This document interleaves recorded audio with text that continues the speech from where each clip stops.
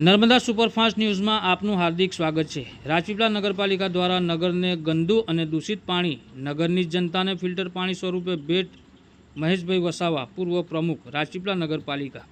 વાત કરીએ તો નર્મદા જિલ્લામાં એકમાત્ર નગરપાલિકા આવેલી છે જેમાં તાજેતરમાં રાજપીપળા નગરપાલિકા દ્વારા ફિલ્ટર પાણીની યોજના નગરજનો માટે ભેટ સોગાદ તરીકે મૂકી છે।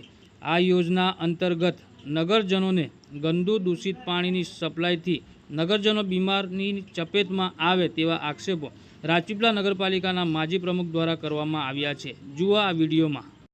નર્મદા જિલ્લામાં એકમાત્ર રાજપીપળા નગરપાલિકા આવેલી છે।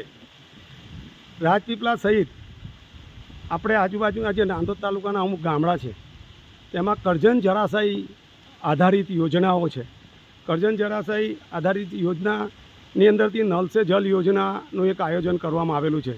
તેમાંથી કેટલાક નાંદોદ તાલુકાના ગામોને પણ કરજણ ડેમનું આ ખુલ્લું પાણી આપવામાં આવે છે। એ જ રીતે રાજપીપળા નગરપાલિકાને પણ કરજણ ડેમનું ખુલ્લું, લીલવાળું, દુર્ગંધ મારતું અને ત્યાં પશુ પ્રાણીઓ જે કંઈ પાણી પીવા આવે, કેટલીક વાર એમાં ડૂબી જતા હોય, એનું મૃત્યુ થાય, એમાં એટલે મરી જાય પછી એની સડેલી લાશોવાળું દુર્ગંધ મારતું ગંદુ, જેનાથી પાણીજન્ય રોગ થાય એવું દુર્ગંધ મારતું ગંદુ પાણી રાજપીપળા નગરની પ્રજાને ભારતીય જનતા પાર્ટી શાસિત નગરપાલિકા ચાલી રહી છે તે લોકો આ ગંદુ પાણી પીવાડી રહ્યા છે।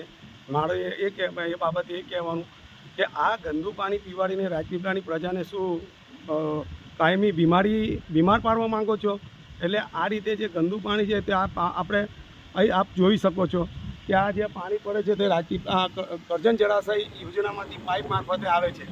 ત્યાં ઉપર લીલ બાજેલું છે, એ પાણી આ ફિલ્ટર પ્લાન્ટમાં જાય છે ને ફિલ્ટર પ્લાન્ટમાંથી જાય અને આ એક ટાંકો બનાવેલો છે તેમાં જાય છે।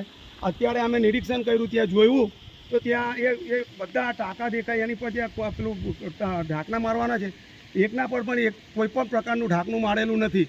તો આ ખુલ્લા ઢાંકણા હોય, અહીં કૂતરા આવે, બકરીઓ આવે, ઢોળ આવે ને કદાચ પડી જાય, અંદર જે લાશો આવે કદાચ મરી જાય ને એ લાશ સડી જાય, સડેલી લાશોવાળું પાણી પીવાનું રાજપીપળા નગરની જનતાએ। આ ખુલ્લું પાણી છે અને અંદર એ ફિલ્ટર પાણી છે, એ ગંદુ પાણી છે, એનાથી લોકો માંદા પડશે, એની જવાબદારી કોણ લેશે? અને મારે તો એ કહેવાનું આ બાબતે કે આ કરજણ જળાશય યોજનાનું જે પાણી છે એ વેચાતું લેવામાં આવે છે, એનું દર મહિને એનું 3-4 લાખ રૂપિયા બિલ આવે છે। તો મારે નગરપાલિકાની અંદર ને નગરપાલિકાના શાસકોમાં જો બુદ્ધિ ના હોય તો એને નોલેજ આપવા માગું છું કે આ જે ભૂગર્ભ જળ છે એ કુદરતી રીતે જે રિચાર્જ એટલે કે શુદ્ધ થયેલું પાણી, એ પાણી બોર મારફતે વિના મૂલ્યે પૈસા વગર મળે છે। તો એ પાણી પીવાડવામાં આવે, એ પાણી તો એમાં નગરપાલિકાને કરજણ જળાશયમાં જે પૈસા ભરવામાં આવે તે પણ રાહત થાય।